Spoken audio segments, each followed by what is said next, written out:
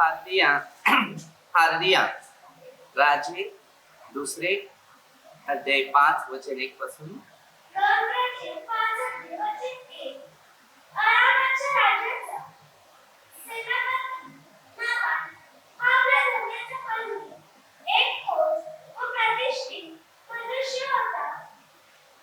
हार्दिया आता आपल्या जीवनामध्ये जर बघा, आपल्या समाजात अनेक लोक असतात, एक प्रतिष्ठित माणसं असतात आणि प्रतिष्ठित माणसं समाजाने त्यांना उंच केलं जात असते, परंतु त्या आत्मेने ती उंच केली असतात की ते आपल्याला बघायचंय. आता हा तो आत्मेने उंच केलेला नाही नामान, आणि जो मनुष्याने उंच केलेला मध्ये 23:12 मध्ये दिले तो कमजोर होतो आणि त्याच्यामध्ये डगमगण्याची शक्ती होती. पण परमेश्वर आत्मेने आपल्याला मार्गदर्शन कसा करते ही गोष्टी आपण या नामांच्या शब्दाद्वारे आपल्याला अनुभव घेता येतील आणि त्याच्याद्वारे आपल्याला समजेल की आपण नम्र आहेत की आपण स्वतःला गर्व किंवा उंच आहे त्याच्यामध्ये आपण स्वतः त्याच्याकडे लक्ष पुरवायचे. त्याच्याद्वारे परमेश्वराने आरामास जय मिळालेला होता. तो पराक्रमी वीर होता पण तो कोडी होता. आता परमेश्वराने त्याला सगळं दिलेलं होतं, सामर्थ्य, शक्ती, पराक्रमामध्ये, युद्ध लढाई करण्या सर्व बाबतीमध्ये मजबूती होता, परंतु एक गोष्टी कमी होत्या, ते म्हणजे त्याच्या शरीराला फोडाने पिडलेला होता. परंतु परमेश्वर त्याच्या बाजूने लढाई युद्ध करत होता, त्यांना सांगत होता की तुझ्या बाबतीत मी मजबूतीने तुला ताकद शक्ती देऊन लढाई युद्ध करण्याचे काम करेल. पण परमेश्वरचं वचन आपल्याला शिकवते की हा कोडी आहे तरी परमेश्वरने त्याच्या बाबतीत काहीतरी कमीपणा ठेवलेला होता.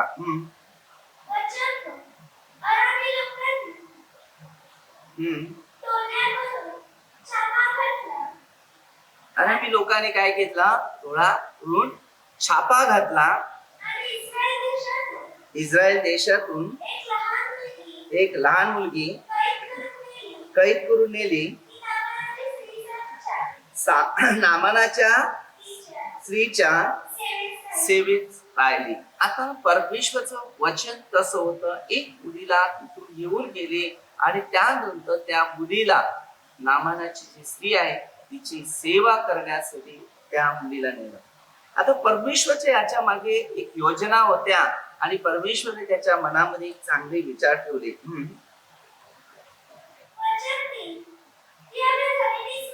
ते आपल्या धनीनीस म्हणाले, शम्रोनातल्या संदेष्टाची माझ्या धन्याची गाठ पडती, किती बरे झाले असते त्याने त्याचे पोट बरे केले असते. कोणी एकाने जाऊन आपल्या धन्यास सांगितले की ती इस्रायल मुलगी असे म्हणत आहे. आता इस्रायल म्हणजे परमेश्वराचं राज्य आणि परमेश्वराचा गाव. आता ह्या राज्यातली मुलगी आली, ती मुलगी आपल्याला काहीतरी मार्गदर्शन करत आहे अशा पद्धतीने आपल्याला शिकायला मिळते. आरामाच्या राजाने म्हटले, जा तर मग इस्रायलच्या राजास पत्र देतो, तो पुरुष 10 किकार चांदी, सोन्याची 6,000 नाणी, 10 पोशाख घेऊन निघाला. आता वचनात आपल्याला काहीतरी अनुभव शिकायला मिळते. हर एक वस्तू घेऊन ती निघाले. तर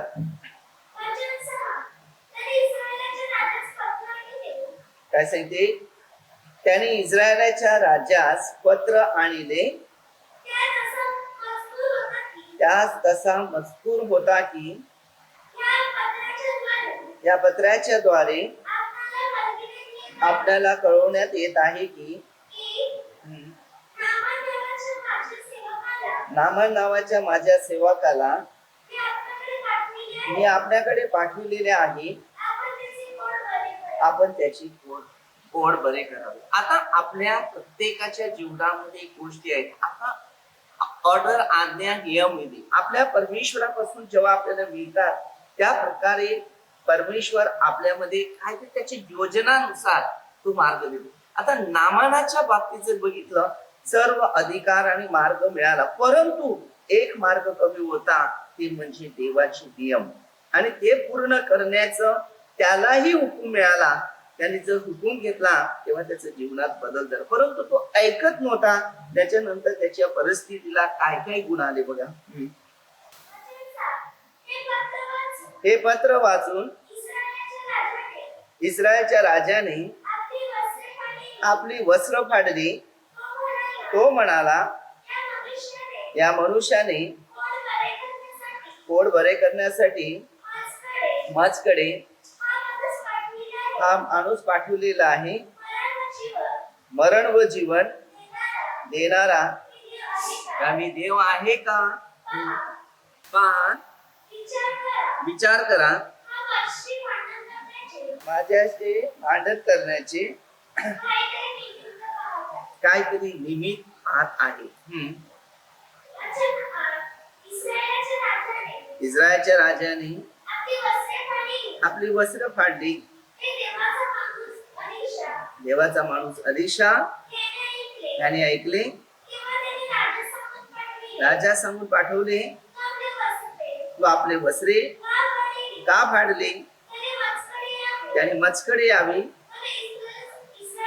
इस्रायलास त्याला इस्रायलमध्ये संदेश आहे हे त्याला कळेल. आता आपल्या जीवनामध्ये देवाचं वचन जे आहे हे संदेशाच्या द्वारेच फक्त आपल्या जीवनाची प्रगती होते, की परमेश्वर संदेशाच्या द्वारेच कार्य करतील. आता नामान होता, परमेश्वराने त्याला युद्ध करण्यास, लढाई करण्यास मदत शक्ती दिली, पण त्यांनी त्याच्या मागे पाठवलं की संदेश आहे, त्या संदेशाकडे त्या गोष्टी जे दिलेल्या मी आहेत त्या पाळण्याचा अधिकार तुला दिला. लढाईसाठी, युद्धासाठी मी तुला ताकद दिली, तुला शक्ती दिली आणि तुला मजबूती केली, पण तुझ्या शरीराच्या रोग मुक्त करण्यासाठी मी जो संदेश दिलेला आहे तुमच्या भल्यासाठी आणि तुमच्या कार्यासाठी, त्याचं तुम्ही पण ऐका. आपण डायरेक्टली देवाबरोबर जाण्याचे विचार करू शकतात, पण ते होत नाही. की देवाने संदेशाच्या द्वारे लोकांना मार्ग दिला. देवान 14:6 प्रभू येशू ख्रिस्त परमेश्वर पित्याच्या गोष्टी घेऊन या पृथ्वीवर आला आणि त्याने सांगितले, मार्ग, सत्य व जीवन मीच आहे. माझ्या वचन कोणी पित्याकडे जात. आज परमेश्वराचं वचन हे मनुष्याला देतो, तेव्हा ते वचन पवित्र आत्म्याच्या साहाय्याने देते. आता अलीशाच्या हातामध्ये हा अधिकार होता, रोग मुक्त करण्याचा अधिकार परमेश्वराने त्याला दिलेला होता, आणि तो अधिकार घेऊन लोकांपर्यंत सुवार्थेची संधी, हा राजा आपल्या जगाचं राज्य मिळवण्याचा धडपडत होता आणि अधिकारी घेत होता, परंतु त्याच्या शरीरावर जे राज्य, जे कोणीने बांधलेलं आहे, ते राज्य मुक्त करण्यासाठी त्याला कोणी सुद्धा शक्ती पुरवत नव्हता, पण देवाचा सेवक जो संदेश त्याच्या द्वारे ती शक्ती पुरवत होता. पुढे सांगते, तेव्हा नामान अलीशाच्या दारी जाऊन उभा राहिला.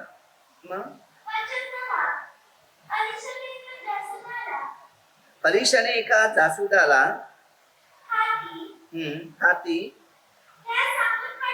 त्या सांगून पाठवले की काय सांगते, जाऊन यादेनात 7 वेळा स्नान कर, म्हणजे तुझे शरीर पूर्वेसारखे होऊन तू शुद्ध होशील. वचन काय सांगते? नववचन काय सांगते? तेव्हा नामान तो अलीशाच्या दारी जाऊन उभा राहिला. आता देवाची जी सेवक किंवा संदेश जे असतात त्याच्याकडे सर्व हत्यार आणि अधिकार परमेश्वराने दिलेला असते, की ते दुसऱ्यासाठी ठेवलेलं होतं. आता नामान स्वतःसाठी लढाईने युद्ध करत होता, पण त्याच्या शरीराच्या रोगासाठी त्याला मुक्त करण्यासाठी जे संदेश ते दिले. आता प्रेषित 3:22-23 वचनामध्ये तुमच्या भावबंधातून एक संदेश काढेल, त्याचा तुम्ही सर्व ऐका. आता मोशेचे नियम होते, प्रभू येशू ख्रिस्ताविषयी आणि मग ते देवाचं वचन ऐकणारे पाळणारे ते बहुमैल सगळे नातेवाईक आपण बोलतो. वचनाद्वारे आपल्याला सर्वांना मजबूती मिळाली जाते आणि वचनच आपल्याला जीवन देते. आता ह्याला फक्त लढाईने अधिकार होता, शरीरामध्ये ताकद होती, त्याचा घमेट आणि गर्व होता आणि तो स्वतःच्या बुद्धीवर अवलंबून बसलेला होता. परंतु त्याच्या स्वतःच्या रोगाची मुक्ती करण्यासाठी त्याला अलिशा संदेष्टाची गरज लागली आणि अलिशा संदेष्टाने फक्त यादीन नदीमध्ये जाऊन समुद्रामध्ये जाऊन काय कर, 7 वेळा उचकाळी मार, फक्त 7 वेळा. तू मला शिकवणारा कोण? अशा प्रकारे या माणसाचं मन कठोर आणि गर्विष्ठ असल्यामुळे त्याची घडण होत नव्हती. परंतु परमेश्वराने त्याला नियमानुसार त्याला मार्ग, कारण इस्रायलातूनच तारण होतं त्या एका मुलीच्या द्वारे. आज आपल्या जीवनामध्ये आपल्याही जीवनात तारण व्हायचं असेल 4:12 प्रमाणे देवाचे सेवक देवाचे लोक जेव्हा त्याचा आपण ऐकतो तेव्हा आपल्याला कळते. 26 पासून आपण बघतो की या जगात देवाचा शब्द नसेल तर आपल्या जीवनाला कोणती शांती येणार.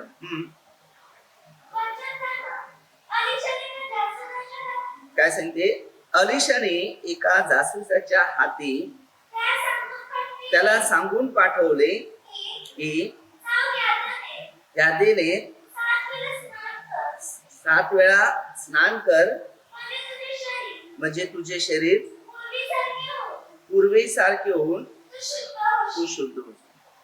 आता त्यांनी जासूदाला निरोप पाठवला, सांगितलं जा, तुला बरं व्हायचं असेल तर यादीने जा 7 वेळा बुचकेल. 7 वेळ दिलेली होती, फक्त 7 वेळ. आता एका दिवसाची एक वेळ, 7 वेळा किती मिनिटं? 7 मिनिटांमध्ये 7 वेळा बुचकळ्या कमीत कमी तो आराममध्ये मारू शकत होता. परंतु 11वं वचन सांगते, हे ऐकून काय सांगते, आता नामानाला बरं व्हायचं होतं, त्याला नाही. आज त्याचा अहंकार आणि अधिकार, गर्विष्ठपणा, घमेटपणा, युद्ध, देवानेच त्याला युद्ध केलंय. आता तू राजा लढाईमध्ये जिंकलेला आहे, पूर्ण झालेला आहे, तर आता तू कसा पाहिजे? स्वच्छ पाहिजे, शुद्ध पाहिजे. आणि पूर्वीच्या काळात कोणी लोकांशी संबंध माणसं ठेवत नव्हते, परंतु प्रभूच्या सामर्थ्याने देवाच्या सेवकाने त्याला शुद्ध करण्याचं काम दिलं, नम्र बनण्याचं काम दिलं, अधिकार बनण्याचं काम दिलं की तू नम्र बनशील, देवाचा सेवक बनशील, देवाच्या सुवर्तेक बनशील, तेव्हा तुझ्यातून राज्य पुढे चालणार. योद्धा आणि फायटिंग आणि लढाई करून तुझं राज्य पुढे चालणार नाही. तर तुला मी राज्यामध्ये लढाईमध्ये जिंकण्याची शक्ती दिली, पण आता तुला आध्यात्मिक गोष्टीमध्ये मी शक्ती देत आहे. पुढे वचन सांगते, तो म्हणाला, पहा मला वाटले होते तू स्वतः माझ्याकडे बाहेर येईल, उभा राहून आपला देव परमेश्वर याचे नाव घेईल, रोगाच्या ठिकाणी हात बरे करेल.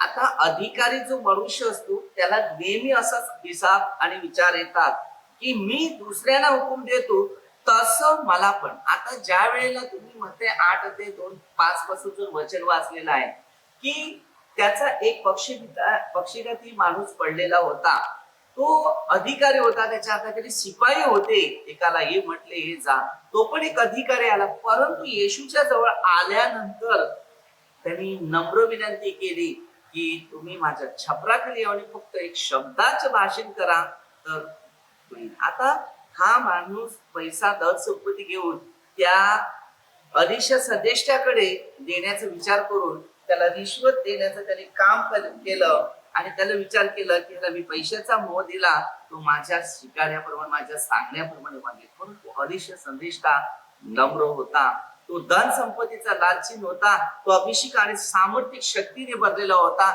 तो देवाचा सच्चा एक दास. आणि अलिशा पासून जे परमेश्वराने गिफ्ट दिलं ते एलिया जो संदेष्टा होता त्याच्या वस्त्राच्या द्वारे पवित्र आत्म्याच्या सामर्थ्याने तो अभिषेक होऊन आशीर्वादित बनला आणि त्याला दुप्पट कार्य करण्याची संधी दिली. बायबलचं वचन स्पष्ट आपल्याला त्याच्यात सांगते की मी याच्या सामर्थ्याने हे चमत्कार करतात. कारण अलिशाने 16 चमत्कार केले, एलियाने 8 चमत्कार केले होते. डब्बल लोकांनी त्याच्या आत्म्याच्या द्वारे चमत्कार केला. आज मध्ये 10:20 मध्ये दिलेले आहे, तुम्ही बोललाय तुमच्या ठिकाणी परमेश्वराचा आत्मा. आज आपल्यामध्ये पवित्र आत्मा आपल्या प्रत्येकामधून तो कार्य करण्यास तयार आहे. परंतु पवित्र आत्मा आपण जर घेतलाच नाही तर दुष्ट आत्मा आपल्यामध्ये पूर्ण कार्य करू शकते. पुढे वचन सांगते,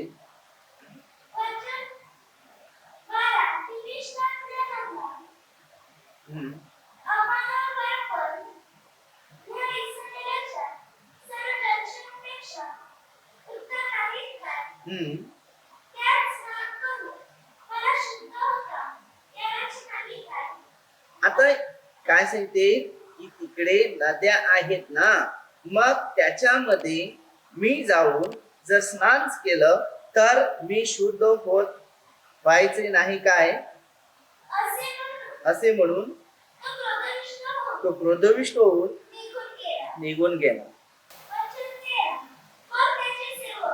मग त्याचे सेवक त्याच्याकडे येऊन म्हणाले, बाबा, संदेश त्याने आपल्याला काही अवघड काम सांगितले असते काय, आपण केले नसते काय.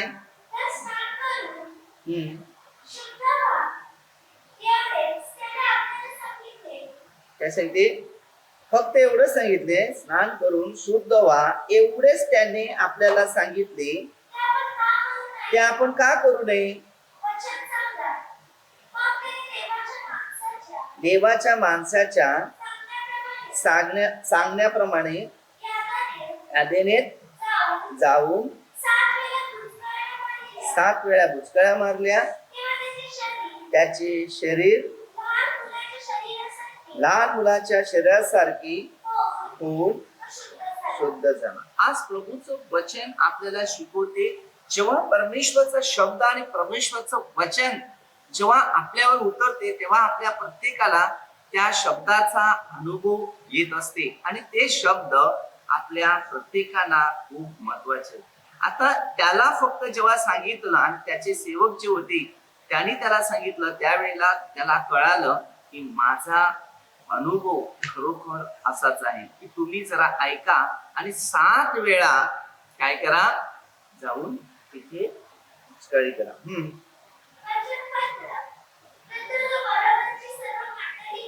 तो बरोबरची सर्व मंडळी घेऊन देवाच्या माणसाकडे परत गेला. त्याच्या समोर उभा राहून म्हणाला, अखिल पृथ्वी इस्रायला बाहेर देव नाही,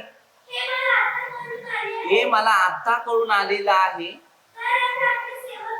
आता आपल्या सेवकाच्या नजराना स्वीकारा. तो म्हणाला, ज्या परमेश्वराच्या हुजुरास मी असतो त्याच्या जीविताची शपथ काही घेणार नाही.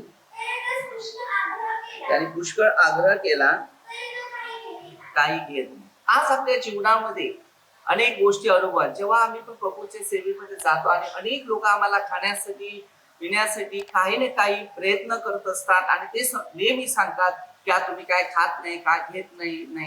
कारण प्रभू येशूने आपल्याला वचन दिले, मध्ये 10 अध्यायामध्ये सांगितलेलं आहे की 9 अध्यायामध्ये की ज्या घरात जाईल ते खात पित राहा. परंतु प्रभूने जे शिकवले ते सगळ्याच गोष्टी खाण्यापिण्याचा नाही. प्रत्येकाच्या घरात प्रत्येकाच्या घरी खातच राहायचं का, तर परिस्थिती आहे. रोमकर 14:17 देवाच्या राज्यात खाणे पिणे नाही तर देवाचा मार्ग नाही. देवाचे सेवक जे असतात ते खाण्यापिण्यामध्ये नाही तर त्यांनी देवाची सेवा करण्यामध्ये ते तृप्त असले पाहिजे. प्रसाद आता ह्याला आता इतका आलिश संदेश त्याला भरपूर पैसा धन संपत्ती सर्व परिस्थितीमध्ये त्याला मोह दिलेली होती. परंतु आलिश संदेश त्याने काही सांगितलं की मला हे पाहिजे नाही, मला जे तुझ्यासाठी पाठवले तुझं चांगलं करण्यासाठी तुला बरं होण्यासाठी ते मी काम करते. तेव्हा नामान त्याला म्हणाला, एवढी तरी घ्या कृपा करा की आपल्या दासाला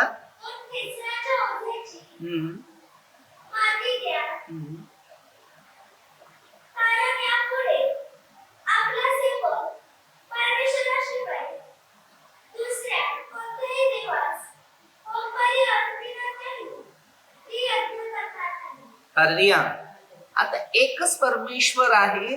नामानाच्या जीवनामध्ये समजलं की त्याच्याशिवाय दुसरं कोणाला मी अर्पण करणार नाही. कारण जो देवाचा सेवक, देवाच्या सेवकाद्वारे परमेश्वराने दिलेलं काम ते पूर्ण करण्याची शक्ती त्याच्या जीवनात आली. परंतु तिथे विश्वासघात असते. बघ पुढे, परमेश्वराने आपल्या दासाला एका गोष्टीची मात्र क्षमा करावी, म्हणजे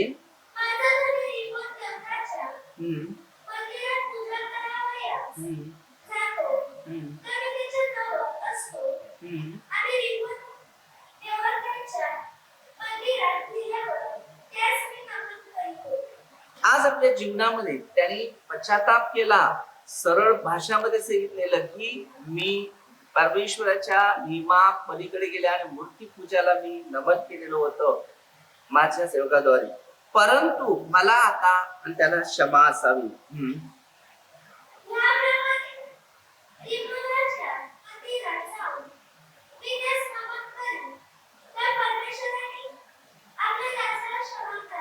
काय सांगते,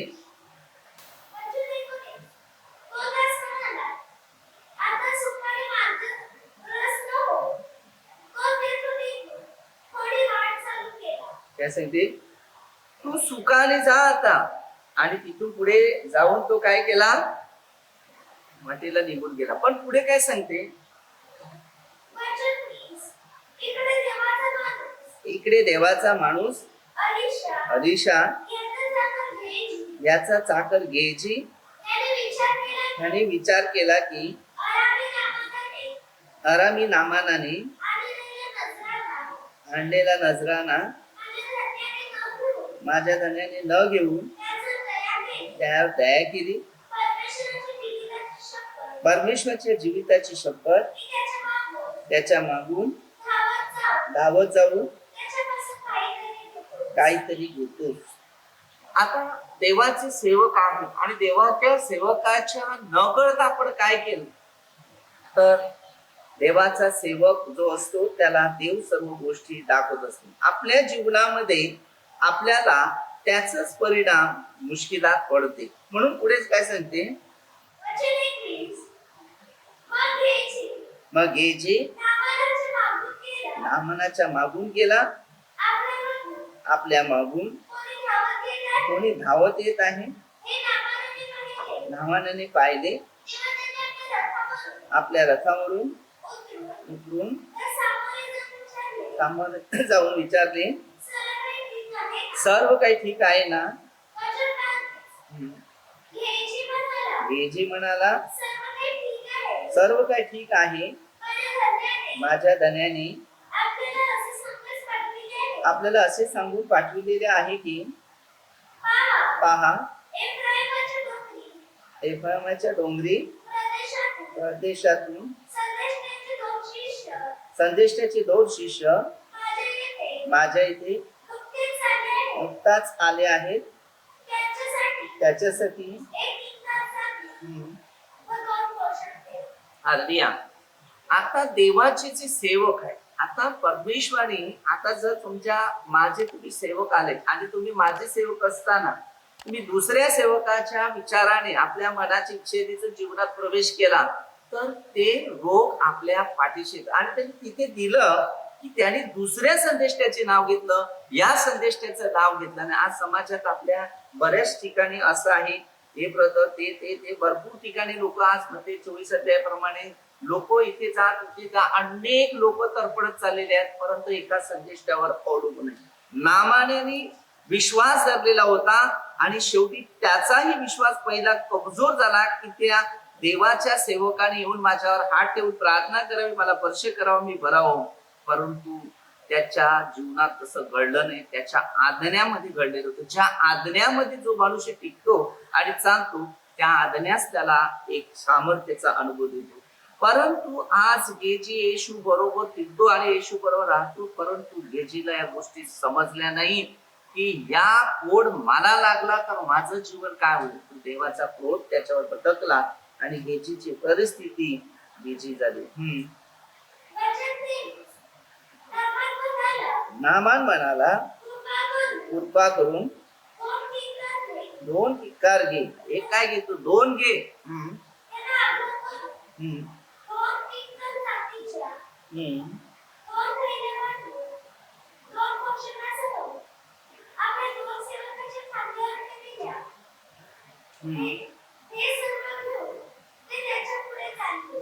आता ते घेतले आणि त्याच्या पुढे चालले. काय चालले?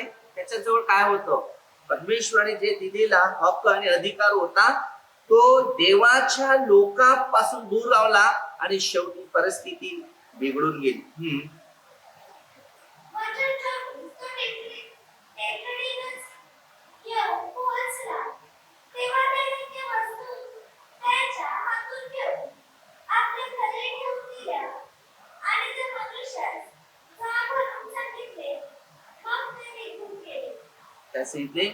आता त्या वस्तू घेतल्या आणि त्याच्या घरी ठेवल्याने तो निघून गेले. परंतु देवाचे जे लोक असतात त्याची नजर किती तेज असते हे इथे आपल्याला शिकायला मिळते.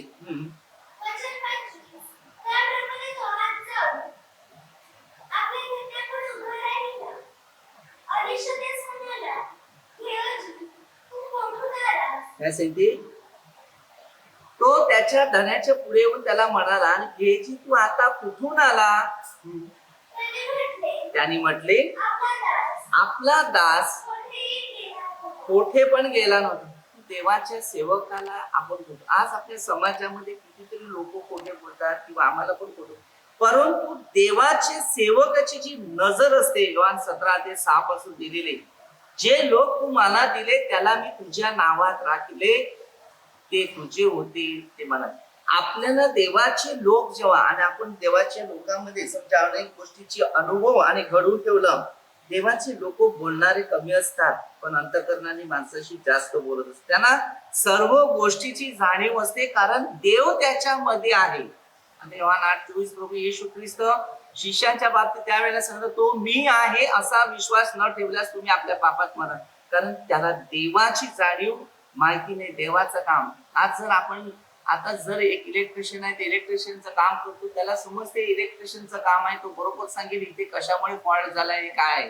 अशा प्रकारे तसं देवाचे लोक आहेत, त्या देवाच्या लोकांना देवाच्या गोष्टी काय आहेत हे सगळ्या त्यांना कळत असते. म्हणून देवाचे लोक बोलण्यात कमी पण करतात जास्त. आत्म्याने व सामर्थ्याने त्यांना परमेश्वर कार्य करण्याची शक्ती देत असते.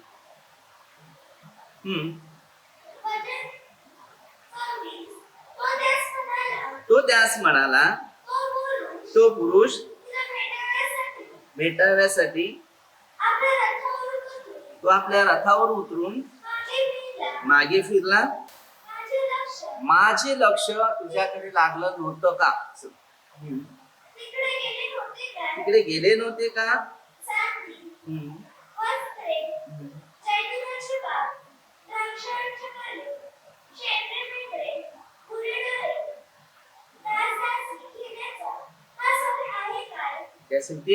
ही सर्व धन संपत्ती वस्तू घेण्याचा समय नाही, तर समय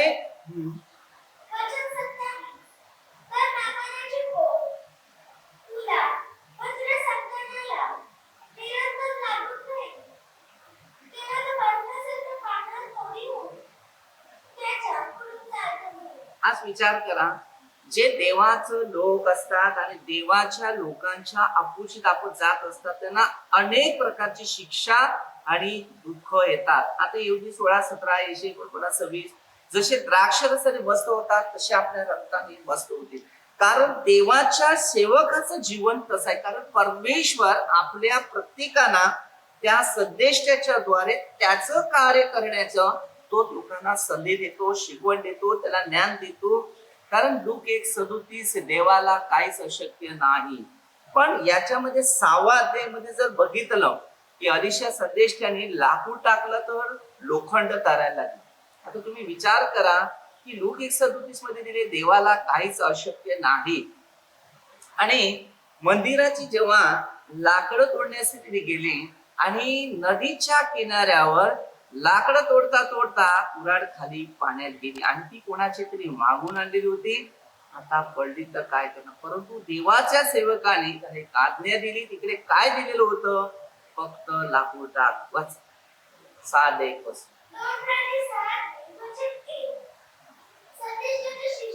संदेश त्याच्या शिष्याने अलिशास म्हटले, पहा आपण आपल्या समोर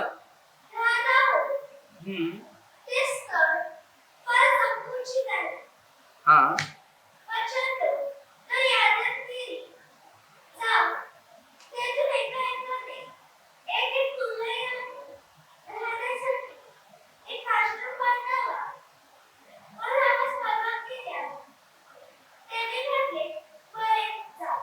अरे रिया काय सांगितले, आम्हाला एक आश्रम बांधायचा आहे, त्याच्यासाठी आम्हाला लाकडं तोडण्याची एक परमिशन द्या की आम्ही जाऊन लाकडं तोडतो आणि आपण एक आश्रम बांधू. परंतु त्याने त्याचे विचार घेतले आणि त्याच्या विचारात त्याच्या आज्ञेनुसार पुढे चालला. त्याचं जीवन बघा, देवाचे सेवक असतात ते फक्त आज्ञा देतात, अधिकार नाही देत. आज्ञा देतात ना, आज्ञाद्वारे परमेश्वर अधिकार देतो की प्रेषित 1:24 सर्वांचा हृदय जाणार परमेश्वर तो प्रत्येकाच्या हृदयाला जाऊन स्पर्श करतो आणि त्याचं हृदय कठोर आहे इथे नम्र करतो. आज आपल्या जीवनामध्ये या नामानाचा अनुभव घेऊया आणि इथे अलिशा संदेष्टाचा अनुभव घ्या. गेजीचं जीवन चुकीच्या रस्त्यात गेलो, गेजी फसला आणि गेजीची परिस्थिती एकदम डाऊन मध्ये आली की नामानाचा ओढ त्याला लागला. की आज बायबलची शिकवण आहे, पहिले ते शेवट आणि शेवट ते पहिले पुष्कळ जणांचे होते. कारण आजच्या काळामध्ये हे जीवन आपल्या प्रत्येकानं देवाने मार्ग दिलेला आहे, ते मार्ग आपल्याला शिकायचं आहे. मग ते 10 मध्ये 22 मध्ये वचन मध्ये दिलेलं आहे, आज शेवट पण टिकेल त्याचा दार. परमेश्वर आपल्याला आज संधी देत आहे, शिकवण देत आहे आणि मार्गदर्शन करत आहे कशासाठी की आम्ही परमेश्वराच्या वचनाप्रमाणे चालावं आणि परमेश्वराचं राज्य इतरांना द्यावं. मग ते 6:9 पासून त्यांनी प्रार्थना शिकवली. मग ते 7:33 मध्ये सांगितलेले पहिलं राज्य नीती व तो मिळव. हे सगळं ज्या देवाचं राज्य आपल्या शरीरावर कार्य करते त्या परमेश्वराच्या राज्याने आपलं जीवन बदलते. आता देवाच्या सेवकाप्रमाणे त्याच्या नियमाप्रमाणे वागलं चालले तर त्याच्या मागे एक देवाचा आशीर्वाद की एक लाकूड टाकतो आणि आज लोखंड तरतील. आपण काय प्रयत्न करणार, एक लचुंबक घेणार, त्याला दोरी बांधणार आणि खाली टाकून बघणार, जर त्याला चिकटलं तर वरती आणणार. आपलं ज्ञान असं आहे, पण देवाचं ज्ञान आपल्यापेक्षा कितीतरी 1000 पटीने अलग आहे. म्हणून अलिशा संदेष्टा तो देवाकडे बघतो आणि देवाला सांगतो हे चांगलं काम करतात याला येस दे.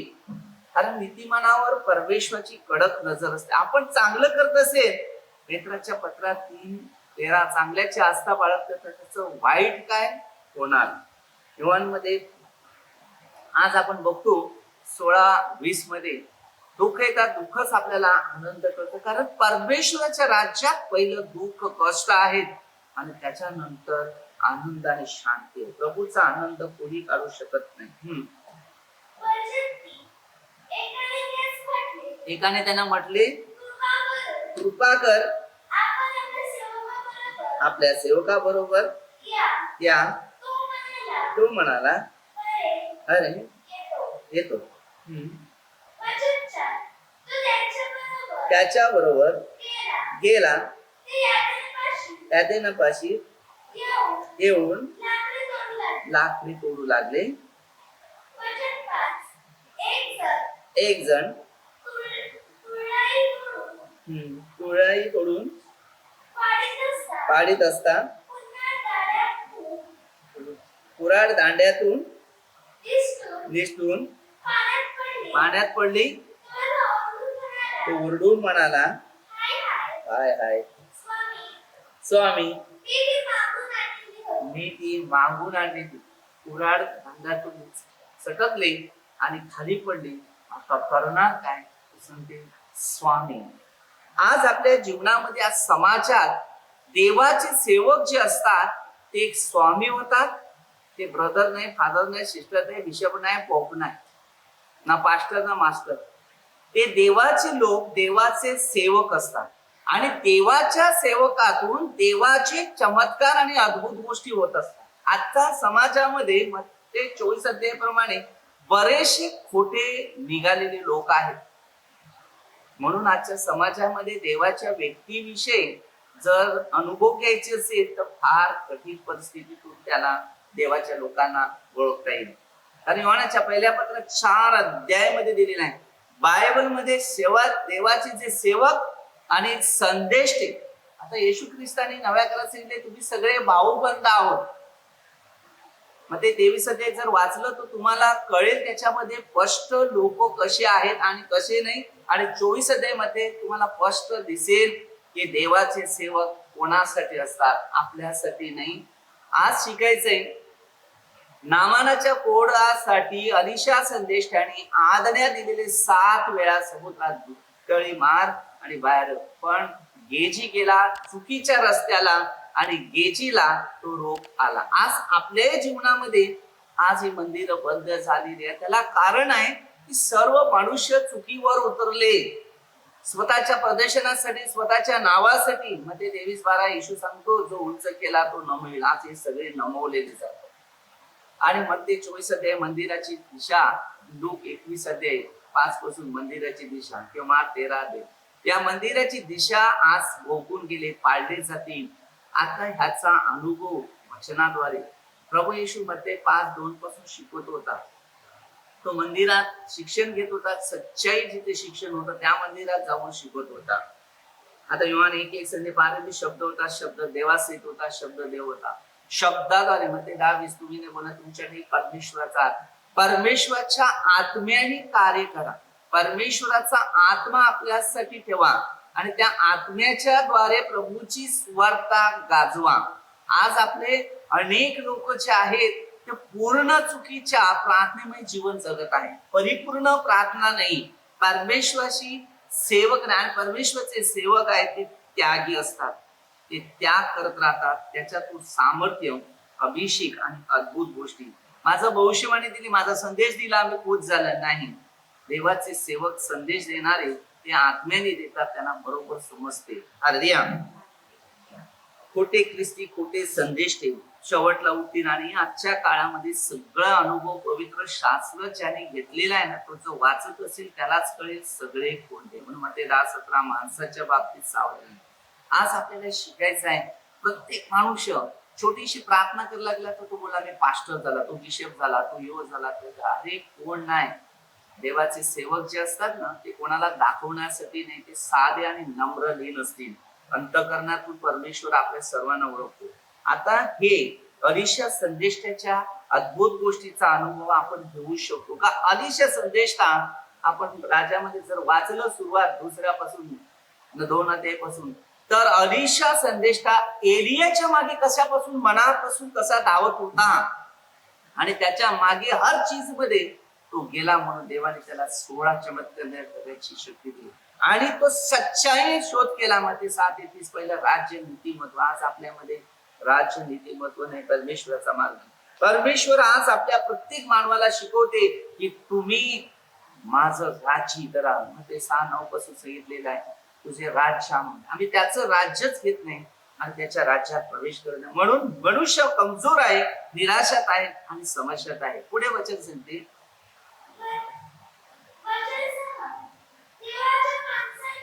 देवाच्या माणसाने विचारले ती कोठे पडली.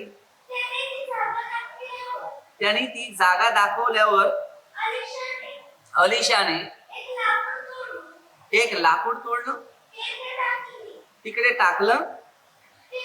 तेव्हा लोखंड, बस त्याने सांगितलं ते केलं. ताबडतोब चमत्कार घडले. आज तुम्ही आणि मी मेंढपाळ नाही, तेव्हा 10 ते मेंढपाळ आणि 15 ते माझ्यामध्ये राहिलं नाही तर फाट्याप्रमाणे आज देवाचा अनुभव, एक अनुभव आपल्याला शिकायचा आहे. काल एक मला दुपारी फोन आला आणि एका माणसाचे पैसे हरवलेले. ते पैसे हरवलेले शोधतात शोधतात शोधतात, कुठे ठेवले कुठे ठेवले कुठे ठेवले, भेटले नाही. आणि फक्त निर्णय घेतला की ब्रदरांना म्हणजे मला फोन करते. हा मनुष्य नेहमी त्याच्या मनात एक विचार आहे, ते नेहमी मला देवाचा माणूस म्हणून सांगतात. आणि त्याने फक्त एकच शब्द असा बोलला की त्यांना आपण फोन करू. एवढ्या शब्दात 33 मला हाक मार मी उत्तर मिळाला. प्रभू येशूने त्याची इच्छा पुऱ्या केल्या. ताबडतोब ते पैसे त्यांना मिळाले. हालेलुया. म्हणजे देवाचा हा चमत्कार असा आहे. म्हणून प्रभू येशू स्वतः बोलाय योहान 17:6 जे लोक मला दिले त्याला मी तुझ्या नावात राखले. आपण जेव्हा त्यांना राखलेला आहे तेव्हा त्या हर संकट मध्ये त्यांना परमेश्वराचं उत्तर मिळेल. अनेक लोक आज जीवनामध्ये प्रार्थना करणारे लोक कमी आहेत आणि देवाकडे मागणं जास्त आहे. मार्क 11:24 दिलेला आहे, प्रार्थना करून मिळालेला असा विश्वास जर तुला मिळणार. परमेश्वर सर्व गोष्टीचा अनुभव आपल्याला देत असतो. योहान 14:14 माझ्या नावाने माझ्या जवळ जे काय मागाल परमेश्वर. आज समाजात अनेक लोक आज्ञा करतात, ब्रदर प्रार्थना करा, हे प्रॉब्लेम ते प्रॉब्लेम. ओके, प्रार्थना करा, तुम्ही प्रार्थनेच्या नंतर उत्तर घ्या, प्रभू तुम्हाला द्या. आज आपल्या सर्व गरजांसाठी पहिलं परमेश्वरावर भरवसा ठेवणं, विश्वास ठेवणं आणि प्रभूच्या नावाने आपल्या जीवनात घडण आणि तयारी करणं. येशू ख्रिस्त सर्वांचं हृदय जाणणारा प्रभू आहे. 1:24 मध्ये वचन दिले. आज सर्वांचं हृदय जाणणारा जर परमेश्वर आहे तर परमेश्वराची शक्ती आपल्या प्रत्येकाच्या जीवनामध्ये महत्व रूपाने कार्य करणार. कारण जिथे येशू ख्रिस्त आहे तिथे जीवन, शांती आणि आनंद आहे. कारण हे महात्मा देवाचे सेवक आणि संदेश ठेवून केले. त्यांनी फक्त आज्ञा दिलेली होती. त्या आज्ञेद्वारे मोशेला 10 आज्ञा दिल्या आणि या 10 आज्ञाद्वारे आपल्याला सर्व सोडून जे देवाच्या आज्ञा ज्या आहेत त्या आपल्या प्रत्येकाला ते घेणं गरजेचं आहे. ज्या आज्ञा तुम्ही घेतात त्याला परमेश्वर प्रत्येक प्रश्नाचं उत्तर देत राहत असते. पहिला आज्ञा, आणि ह्या आज्ञा आपण शिकतो तेव्हा आपल्याला समजते की परमेश्वराच्या राज्याचा अर्थ आपल्याला मिळतो. त्याने म्हटले काय कर, ते काढून घे. आता तुम्ही विचार करा की देवाचा व्यक्ती जे आहे हे आपल्या प्रत्येकाला काही ना काही त्याचे मार्ग देत असतात आणि त्याच्यातून आपल्याला शिकवत असतात. देवाने दिलेले ज्या गोष्टी आहेत हे देवाच्या वचनानुसार मिळते. देवावर विश्वास ठेवणं आणि प्रार्थना करणं आणि प्रार्थनेच्या द्वारे जीवन बनवणं.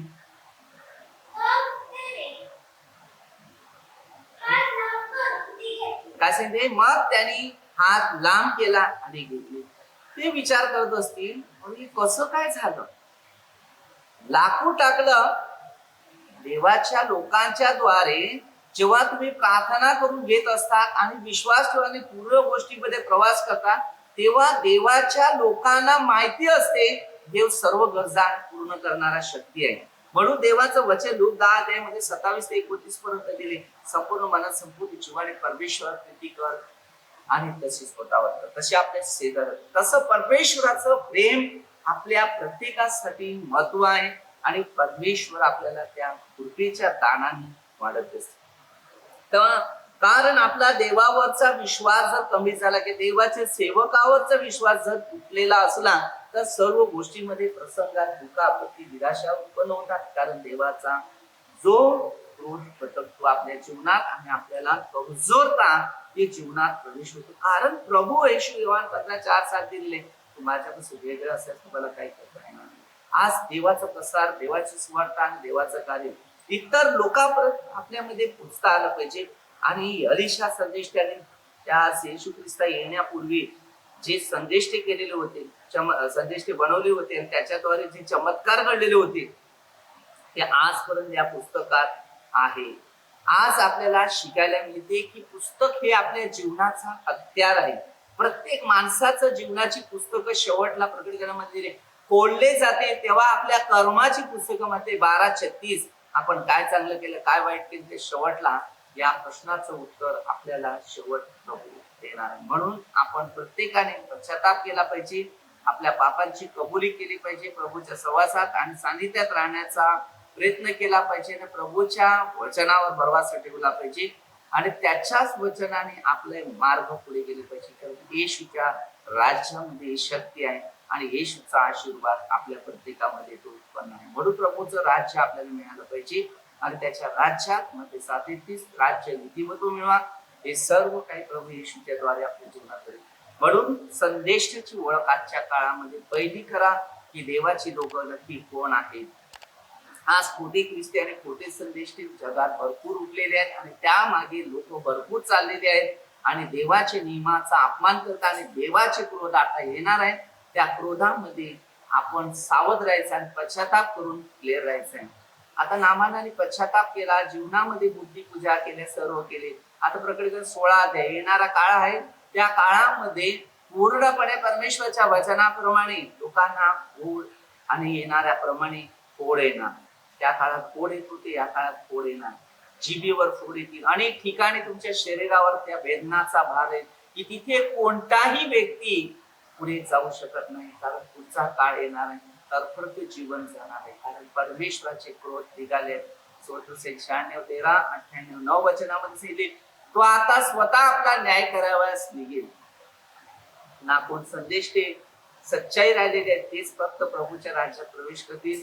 ना कोण ब्रदर फादर सिस्टर बिशप कोण राहणार नाही.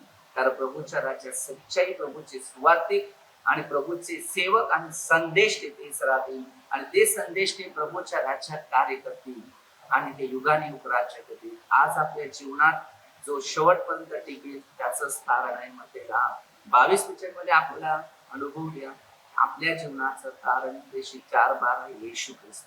म्हणून आज आपण प्रार्थना करूया आणि प्रभू येशूकडे विनंती करूया की प्रभू तुझं राज्य युगाचं आहे आणि ते आम्हाला सर्व जगात राहणाऱ्या हरेक व्यक्ती प्रभूच्या संवादासाठी सच्चाईने प्रामाणिकपणे जीवन जगता यावं आणि त्यांना प्रभूच्या सानिध्यात पूर्ण प्रभूच्या सेवेमध्ये तात्पुरतं जीवन जगता यावं असे कृपेचं दान दे. सर्व मंत्र लोक आमदार लोक सरपंच सर्व पोलीस भेटीवर प्रभू तुझा आशीर्वाद कर. सर्व प्रभूचे सेवक सच्चाई आणि प्रामाणिक जीवन जगले प्रभू तुझ्या इच्छेप्रमाणे सर्वांना आशीर्वादित कर. आम्ही गुन्हेगार, आम्ही पापी होतो, तुझ्या विरुद्ध अनेक पाप केले, सर्व पापाची क्षमा कर. पवित्र आत्म्याच्या साह्याने आमच्या जीवनात तुझ्या राज्यासाठी धावपळ शक्ती दे आणि वचनानुसार चालण्यास कृपेचं दान दे. पवित्र साह्याने पवित्र आशीर्वाद संपूर्ण जग तुझ्या राज्यात सैतानाच्या हातातून आमची सर्वांची सुटका व्हावं आणि पवित्र जीवन सर्वांना मिळावं. विशेष प्रार्थना ही प्रार्थना येशू प्रभूच्या नावाने करतो आम्ही. जे आजारी, दुःखी, निराशा, समस्या, संकटात आहे, ज्या गरजेसाठी लोकांमध्ये जीवनामध्ये दुःख आणि निराशा आहेत प्रभू तुझ्या नावाने सर्व इच्छा पुऱ्या करव. तुझ्या पवित्र आत्म्याचं सहाय्य सर्व हर एक व्यक्तीचं जीवन बदलवाने हर एक व्यक्तीच्या जीवनाला प्रभूचं राज्य भेटेल. तू युगाने युगाच्या आजारी घरामध्ये पडलेल्या अशा लोकांना स्पर्श कर प्रभू येशू. जे भीतीच्या आत्म्यामध्ये जे तुझ्यापासून दुरावल्या पापा आणि घाणीमध्ये पडलेल्या अशा लोकांना प्रभू स्पर्श करा. तुझं सच्चाई जीवन पवित्र आत्म्याच्या सहाय्याने अनेक कुटुंब उद्ध्वस्त झालेले आहेत प्रभू त्या कुटुंबाला तू अभिषेक आणि आशीर्वादित कर. ही प्रार्थना येशूच्या नावाने. अनेक ठिकाणी सोडशेटीचा लफडी अनेक गोष्टी चाललेल्या आहेत पापामध्ये गाडीमध्ये पडलेल्या सर्व लोकांना प्रभू तुझ्या राज्यात प्रवेश कर. ही प्रार्थना येशूच्या नावाने करतो. ज्याचे लोक काम कष्ट मेहनत करतात अशा लोकांना तुझं सहाय्य व शक्ती दे.